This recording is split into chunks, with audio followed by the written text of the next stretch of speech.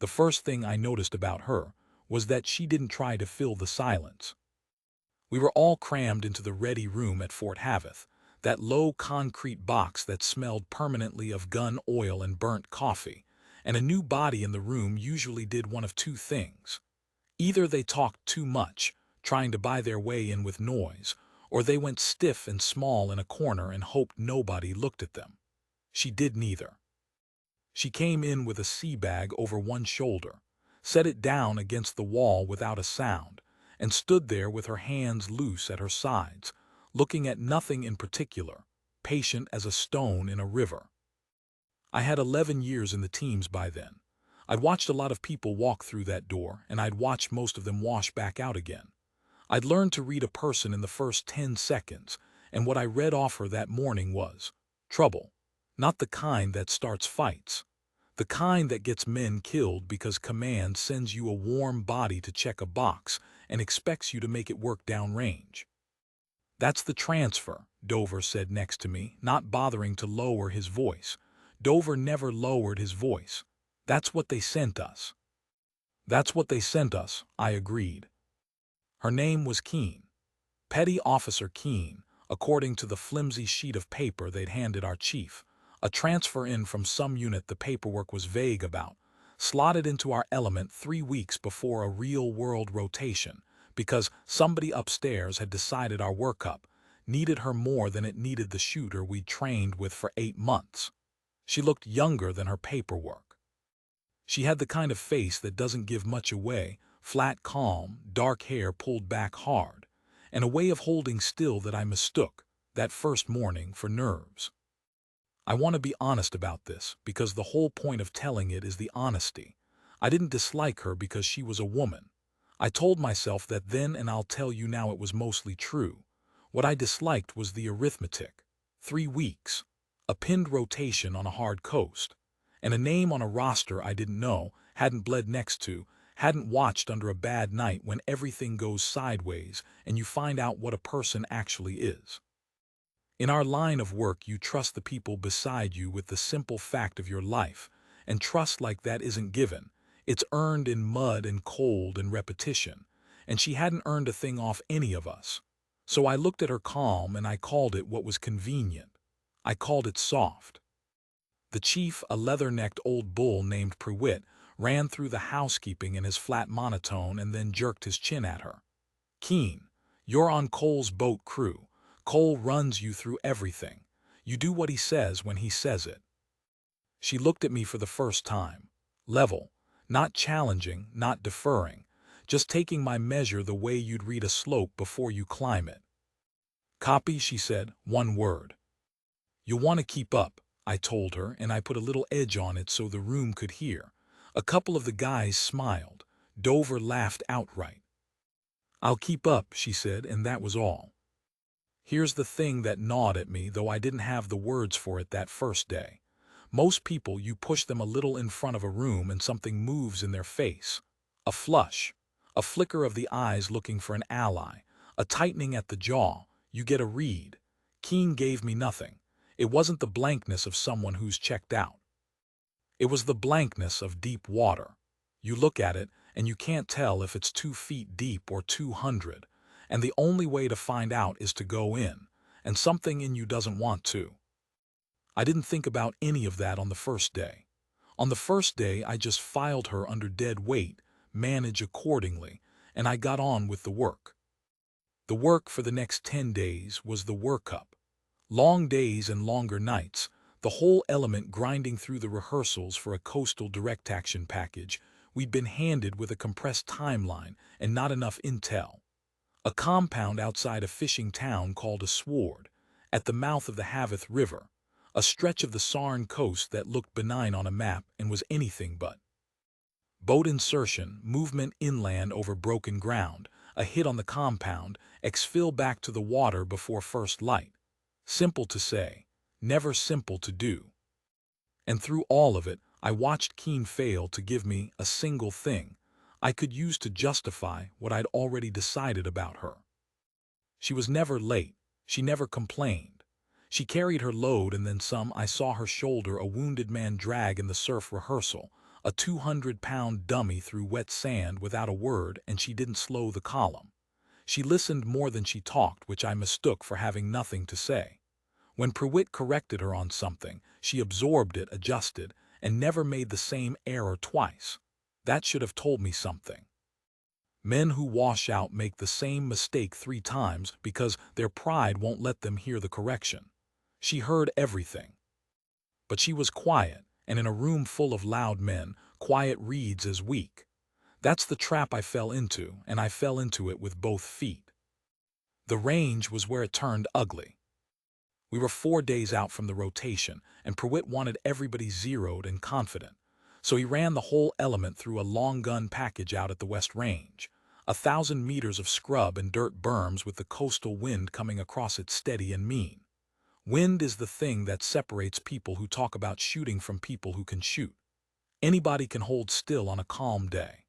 The Sarn coast is never calm, and neither was that range, and Pruitt knew it, and that's why he'd picked it. The guys shot well. We were a good element. That was never the problem. Dover put a tight group on at 600 and grinned about it. I did my work and kept my mouth shut, which for me was a lot of restraint. And then Pruitt called Keene up to the line, and the whole element found something to do that let them stand around and watch. I remember the way Dover said it. He wasn't cruel by nature, Dover. He was just a big loud man who thought contempt was a kind of humor. "Let's see the transfer," he said, loud to nobody, to everybody. "Let's see what command sent us to carry." She settled behind the gun. And here is the first thing I actually noticed about her, the first crack in what I thought I knew, though I didn't let myself feel it yet. She got behind that rifle like she was lying down in her own bed. There was no fuss to it. No adjusting and readjusting, no fidgeting with the bipod, no theater. She built her position in about 4 seconds, and everything about it was correct: the loaded bipod, the straight spine behind the gun, the cheek weld she didn't have to hunt for. Her hands didn't shake. Her hands didn't do anything at all. They just went where they needed to be and stopped. I've spent my whole adult life around men who shoot for a living, and I can count on one hand the number of times I've watched somebody get behind a rifle and known, before the first round went down range, that they were going to be good. It's a stillness. Most people, even trained people, carry a little live current in them, a low hum of effort. She didn't. She went behind that gun and the current switched off. Everything in her got quiet and level, like water finding its own surface. 600 steel, Pruitt said, in your own time. She lay there for a moment, not shooting, and Dover, who couldn't stand a silence, filled it. "Take your time, sweetheart, the steel's not going anywhere." A couple of laughs. She didn't answer. She was reading the wind. I could see it if I'd wanted to see it, the little tell of her eyes moving across the mirage over the scrub, the dry grass laying over and standing back up, the dust off the far berm. She was doing the math the way you do it when it stopped being math and become instinct, when you've done it 10,000 times in worse places than a training range. I didn't let myself see that then. I saw a woman lying in the dirt taking too long, and I got ready to enjoy the miss. She broke the shot. The steel at 600 rang before I'd finished bracing for the miss, a clean flat tang that came drifting back across the wind. "Lucky," Dover said, but quieter. She broke a second shot. The same 600 plate, the same ring. Then, without being told, she walked it back 800 and the plate rang. 1,000 into the teeth of that crosswind, and the plate rang once, twice, 3 times, each shot a beat apart, each one that same unhurried rhythm, like a clock that had decided what time it was and was simply saying so. The range had gone quiet, not respectful quiet. The other kind, the kind that comes right before men decide they've been made to look foolish and reach for a reason to be angry about it. That's the part I have to own. I could have let it be what it was. She'd shot a 1,000-meter plate 5 for 5 in a coastal crosswind that had half the element pulling shots 2 feet off, and any honest man watching should have shut his mouth and started paying attention. Instead, I did what small men do when they feel the ground shift under a thing they've said out loud. I went looking for a way to make it a fluke. The way I did it was to make her prove it again, right then, on my terms, because I still believed, God help me, that the range had been kind to her, and the sea would not be. Range was easy, I said, loud enough to carry when she'd cleared the gun and come off the line. Flat, known distance, steel that doesn't move. I let that sit. You'll find out the water's different. She looked at me the way she'd looked at me in the ready room, level, reading the slope. It usually is, she said. That was all. She didn't rise to it, and somehow that was worse, because a woman who'd argued with me I could have handled. A woman who agreed with me and stayed exactly as calm as before took the wind out of the thing I was trying to build and left me standing there holding it. Dover laughed at her, he thought, but I felt the edge of it turn my way, and I didn't like it. She picked up her gear and walked back toward the trucks, and I watched her go, and for the first time a small cold thought slid in under all the noise I'd built. Where did a transfer learn to shoot like that? I pushed it down, but it didn't go all the way down. It sat there, the way deep water sits, and waited. That night I did something I hadn't done for a transfer in years. I went looking. I told myself it was diligence, that a good senior man vets the people he's about to take down range, and that was even partly true. But mostly it was the 1,000-meter plate, ringing 5 times in a crosswind, and the way my own certainty had started to feel thin. I went to the admin shop. I pulled at the threads I had access to, and I got exactly nowhere, which is itself a kind of answer if you know how to read it. Keen Mara. The file was thin the way a file is thin when most of it is somewhere you can't go. Transfers, reassignments, gaps. A designation change I couldn't source. And a single line, buried in a training summary from a school I knew by reputation as a place they don't send warm bodies to check a box. A line that said she'd graduated top of a class, with a note beside it that had been redacted so cleanly the black bar was neater than the text around it. I sat with that for a while. In our world, a clean file isn't an empty one. An empty file is a nobody. A clean file, a file scrubbed down to the studs, with the interesting parts lifted out by somebody with the authority to lift them, that's not a nobody. That's somebody whose work you're not cleared to know about. I didn't tell the others. I want to say it was operational discretion. It was pride. I'd spent 10 days calling her dead weight in front of the element, and a man doesn't walk that back easily, so I told myself I'd wait and watch, and I closed the file and went to bed and lay awake longer than I'll admit. 2 nights later, we went to the water. The insertion was a night maritime affair, the kind of thing that looks like nothing on paper and takes everything you have in practice.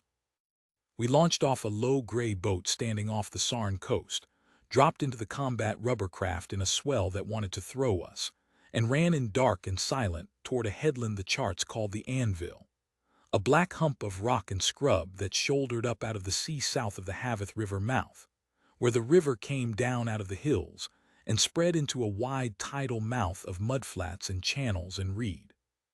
The compound sat inland of the mouth, past a stretch of open ground the maps made look like a walk in the ground itself, we'd find out, was a killing floor.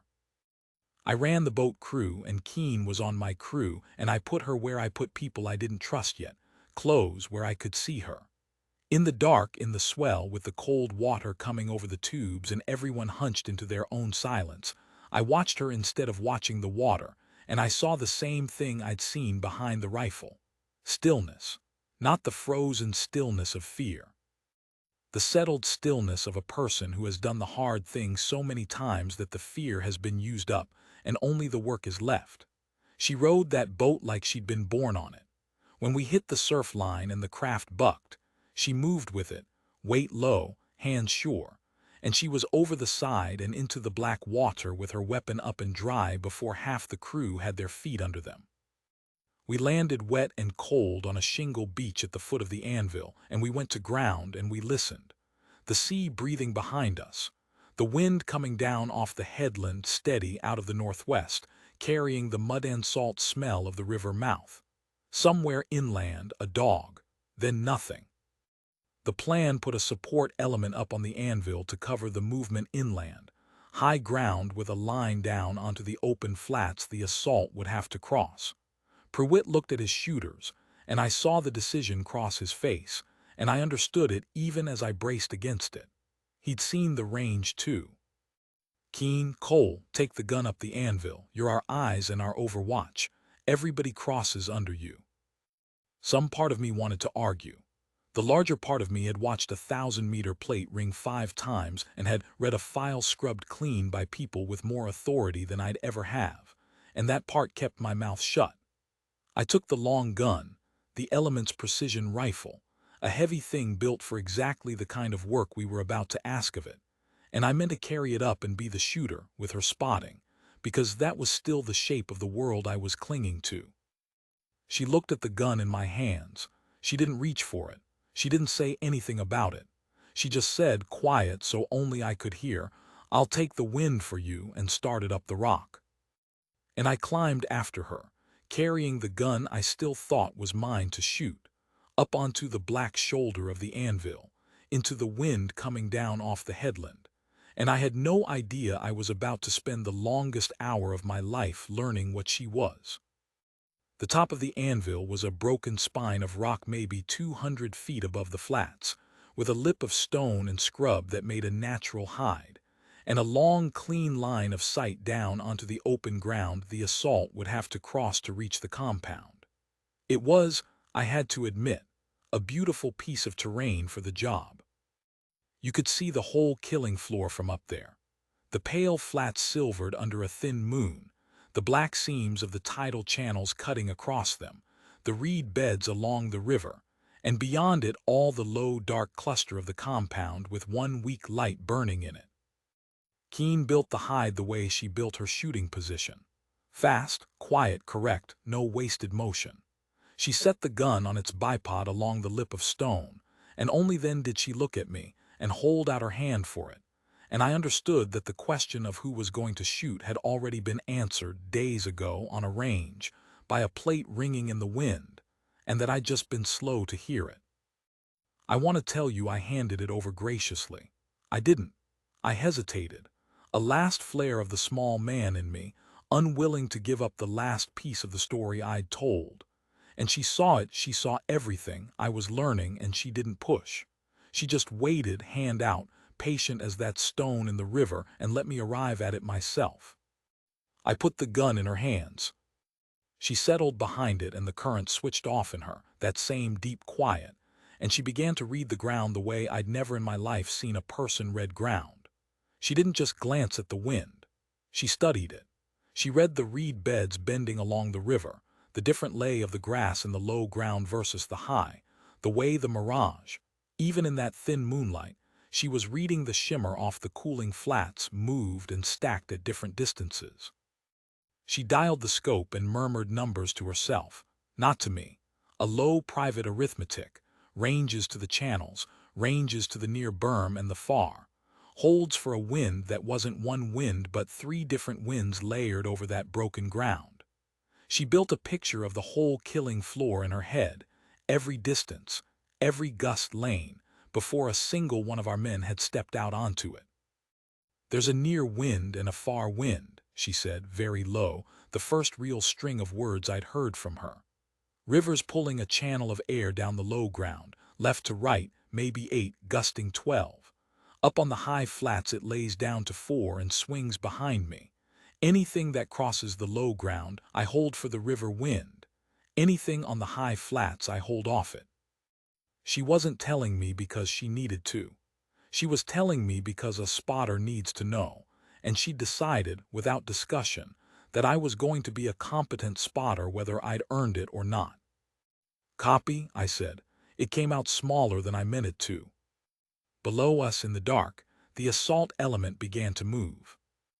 They came off the beach in a low file and pushed inland toward the flats, and I watched them through my glass, and I watched the ground they were walking into, and I felt the first cold finger of dread because the ground was wrong. It was too open, too quiet, too good a place to cross, and good crossing places are where careful enemies wait for you. Keen felt it too. I could tell by the way she went even more still, if that was possible, the way a hunting animal stills. "They're going to get hit on the low ground," she said, flat, certain, not a guess. "Watch the far reed line, right of the ruined jetty." I put my glass on the far reed line, right of the black skeleton of an old jetty rotting into the mudflats, and for a long moment I saw nothing, and I started to breathe again. Then the reed line lit up. It came all at once, the way the worst things do, a stuttering line of muzzle flash out of the reeds right where she'd put it. A wall of fire opening up on our men strung out in the open low ground with nowhere to be but flat in the mud. The sound reached us a half-beat after the light, that ripping tear of it rolling up the flats and off the rock. And under it, worse, the specific sounds a man makes when he's hit, and the specific silence around the ones who don't make any sound at all. Our element went aground in the channels and returned fire, but they were in a bad place, and they knew it and I knew it. The enemy had said it perfectly.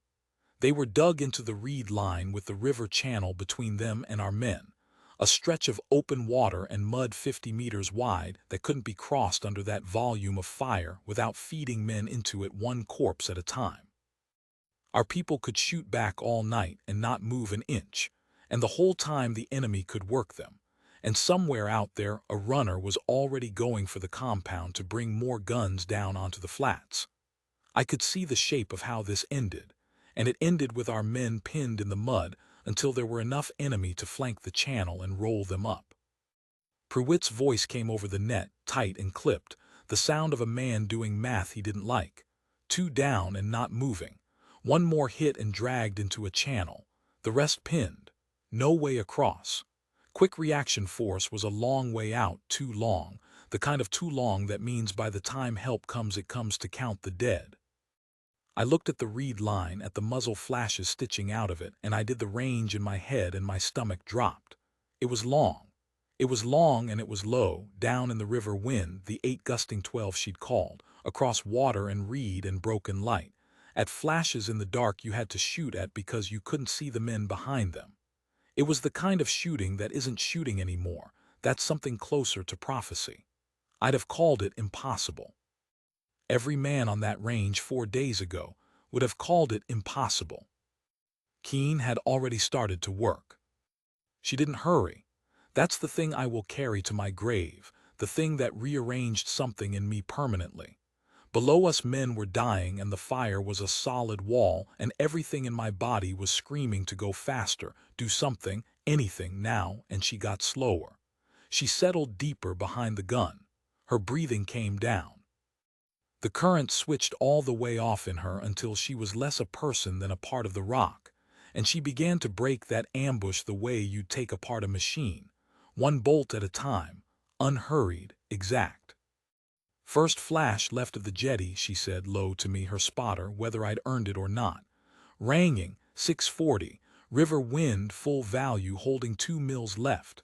A pause, a breath let halfway out and held. "Sending." The gun spoke. 1 round, 1 clean report off the rock, and down at the reed line 640 meters away one of the muzzle flashes stopped, cut off mid-stutter, and did not start again. "Hit," I said. My voice didn't sound like mine. She was already moving to the next one. She didn't celebrate it, didn't so much as acknowledge it. It was arithmetic and the arithmetic had come out and she'd moved on to the next equation. Second gun, right of the first, deeper in the reeds, 680, same wind, a breath, sending. The gun spoke and a second flash died. And then a third and a fourth. She walked that reed line the way she'd walked the plates on the range, shot by patient shot, each one its own separate act of will, each one preceded by that low murmur of range and wind and hold, each one landing. The enemy fire, which had been a solid wall, began to come apart, a gun here, a gun there, going silent, the volume dropping. The survivors starting to understand that something up on the black headland was reaching down into their perfect ambush and plucking them out of it one at a time, and that there was nothing they could do about it because they couldn't find it, couldn't reach it, couldn't even see it, could only feel it working through them like a cold hand. They're repositioning, Keene said. Two moving right toward the high flats. Her voice never changed. That's my far wind now, coming off my fore, swinging behind. I watched through my glass as two shapes broke from the reeds and ran low along the high ground, trying to get an angle, trying to flank the channel where our men were pinned, and I felt the dread spike, because if they made that angle it was over. 900 and change, she said. High flats. Wind's different up there, laying down, swinging, holding half a mil right of what I'd figure. She tracked the lead runner, a moving man at 900 meters in the dark across a shifting wind, the single hardest shot I have ever watched a human being attempt, and she took it between one heartbeat and the next, and the lead runner went down and stayed down. The second man froze. You could see it even at that distance, the terrible animal stillness of a man who has just understood he is being watched by something that does not miss. And then he broke back for the reeds, and she let him go, because a man running away from the fight wasn't a man about to flank her team, and every round she sent was going to matter, and she was not going to waste one on fear when there was work still to do. That was when I stopped being her doubter and became her spotter for real, not because Pruitt had ordered it, because I was watching the finest piece of work I had ever seen done by anyone at anything, and something in me that had been small for 11 years cracked open and let it in. "Talk to me," I said. "What do you need?" And for the first time she looked over at me, a fractional glance, half a second off the gun, and something moved in that flat, calm face. Not a smile, nothing so much as a smile, just a flicker of something that might have been recognition. Then she was back behind the glass. "Watch the far reeds and the low channel," she said. "Call me anything that moves toward the water. I'll take the near wind, you keep my far." And we settled into it together, the two of us on the black rock, and we went to work. It took 11 minutes. I know because I watched the clock in the corner of my mind the way you do when time has gone strange. And when it was over I checked it against real time and it matched, and I didn't believe it. It felt like an hour and it felt like a breath. 11 minutes of that low murmur, range, wind, hold, sending, and the gun speaking, and a flash going out or a shape going down, and the fire off the reed line coming apart piece by piece until it wasn't a wall anymore, wasn't a line, was just a scatter of frightened men who'd set a perfect trap and watched something they couldn't see take it apart from a headland they couldn't reach. She broke the back of it.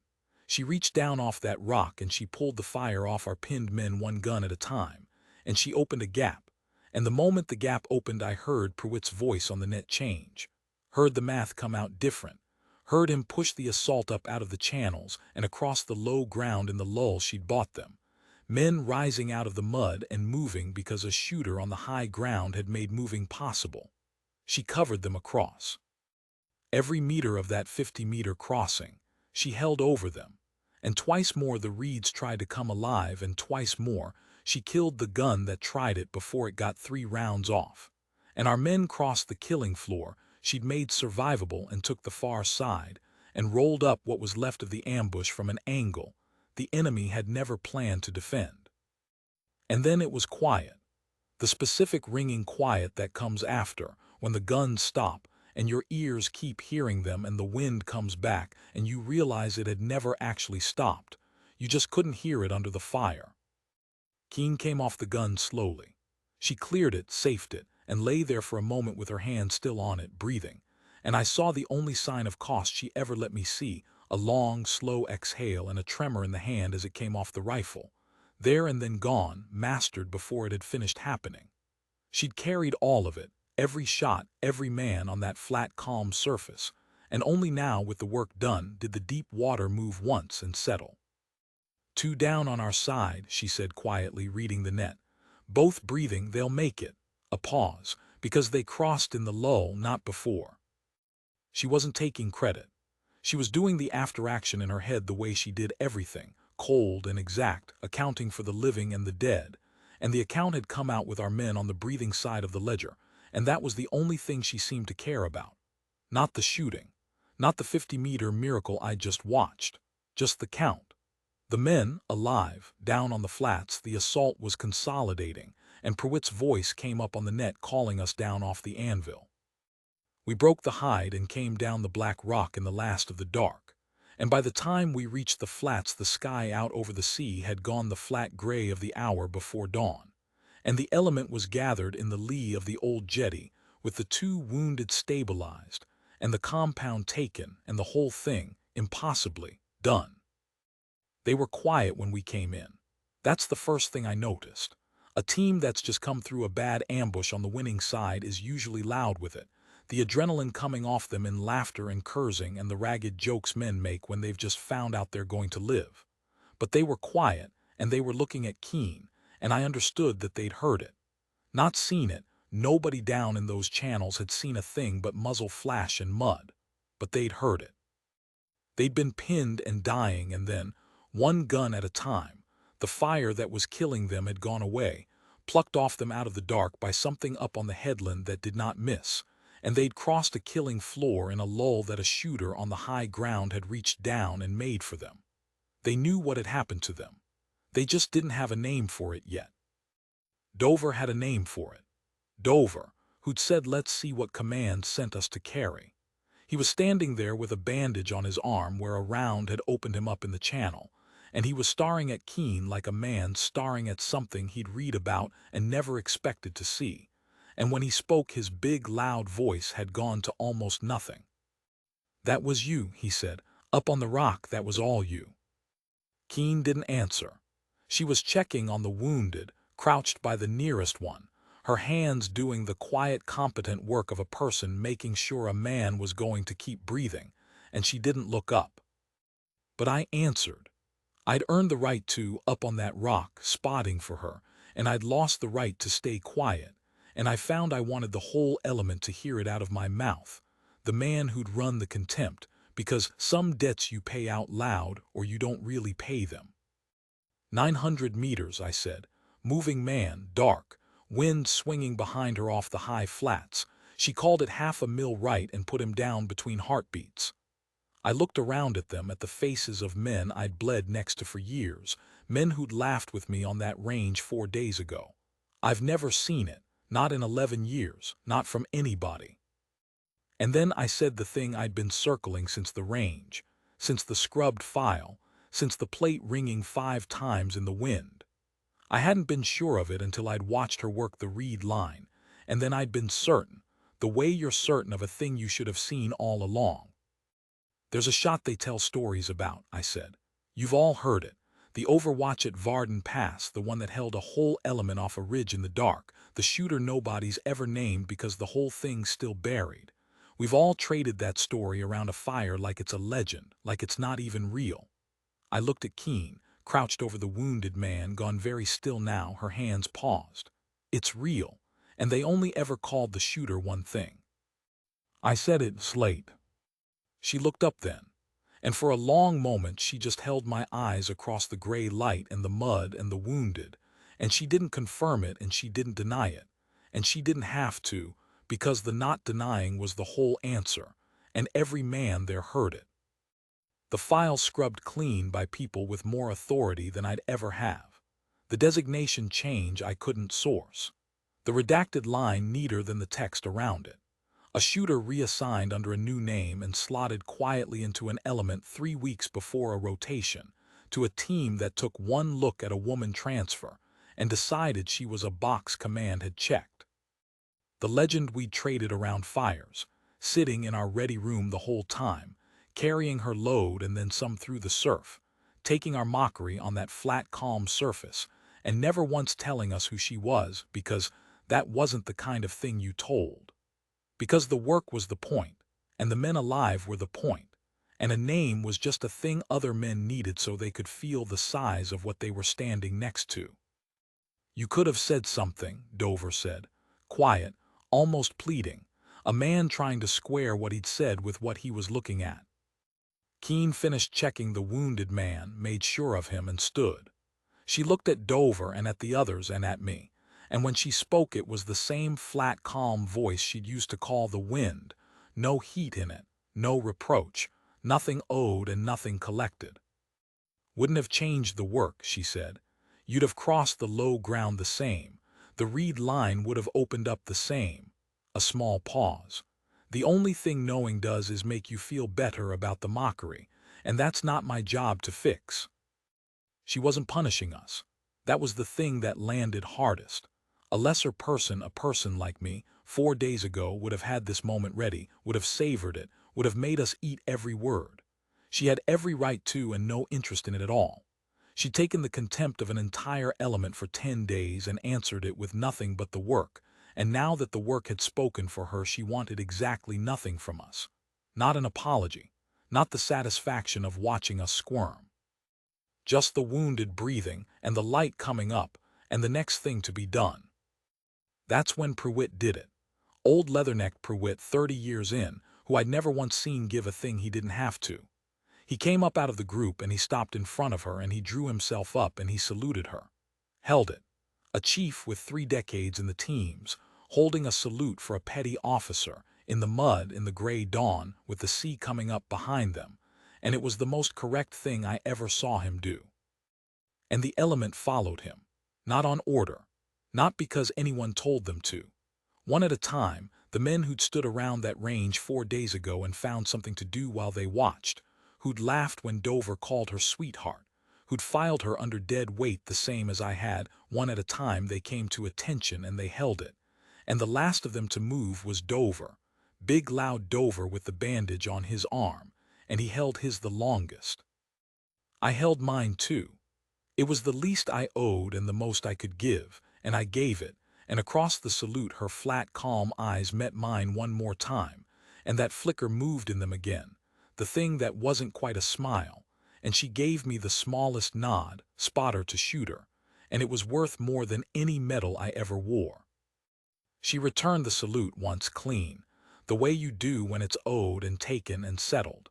Then she picked up the long gun and slung it, and looked out at the flats where our 2 wounded were being readied to move. We should get them to the water before full light, she said, back to the work, always back to the work. We carried our wounded down to the surf as the sun came up over the Sarn coast, and we went home. I've told this story a few times since, around fires, the way we tell the ones that matter. I don't tell it as the story of the shot, though the shot was the finest thing I've ever seen. I tell it as the story of the 10 days before the shot, when a legend carried her load through the surf and took my contempt on a flat, calm surface and never said a word, and taught me, too late to be proud of. Just in time to never forget that the loudest man in the room is almost never the one you should be watching, and that the deep water you can't read the bottom of is deep for a reason, and that the only way to find out what a person is made of is to be there, in the dark, on the bad night, when everything goes to fire, and watch what they do. She made every one of us salute her.